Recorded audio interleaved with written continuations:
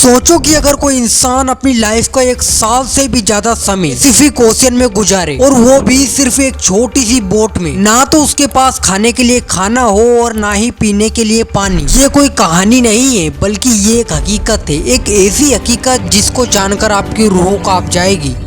जोस Salvador नाम का ये आदमी एक मछुआरा था जो मछली पकड़ने के लिए पैसिफिक ओशियन में जाया करता था। वो 17 नवंबर 2012 का दिन था जब जोस हर दिन की तरह अपनी नाव में बैठकर पैसिफिक ओशियन में जा रहा था। लेकिन बदकिस्मती से जोस उस दिन अपने साथ उस पुराने साथी को लेकर नहीं गया जिसके साथ वो हमेशा मछली पकड़ने के लिए जाया करता था। इस बार वो अपने साथ कार्डोबा नाम के एक ऐसे आदमी को लेकर जा रहा था जिसको बोट चलाने और मछली पकड़ने का इतना ज्यादा एक्सपीरियंस नहीं था। दोनों का प्लान था कि वो 30 घंटों तक समुद्र के अंदर रहेंगे और मछलियां पकड़ेंगे। उन्होंने बहुत सारी मछलियों को पकड़ भी लिया था, लेकिन तभी एक तूफान ने उनको घेर लिया। तूफान से बचने के लिए उन्होंने अपनी बोट को समुद्र के और अंदर तक ले जाने का फैसला किया। जोस और उसका साथी तूफान से तो बच जाते हैं, लेकिन बोट के इंजन में कुछ खराबी आ जाती है और इंजन बंद पड़ जाता है। दोनों ने अपने बॉस से कांटेक्ट करने की बहुत कोशिश की, लेकिन वो नाकाम रहे। अब इन लोगों के पास ना तो खाने के लिए खाना था और ना ही पीने के लिए पानी। जैसे जैसे दिन बीतने लगे दोनों को एहसास हो गया कि उनको बचाने के लिए अब कोई भी नहीं आने वाला है और अब उनको अपने खाने पीने का इंतजाम खुद ही करना होगा। जोस और उसका साथी अपने हाथों से ही मछलियाँ, कछुए और समुद्री पक्षियों को पकड़ते थे, जिससे उनका खाने का इंतजाम होता था। पीने के लिए वे बारिश के पानी का इस्तेमाल करते थे,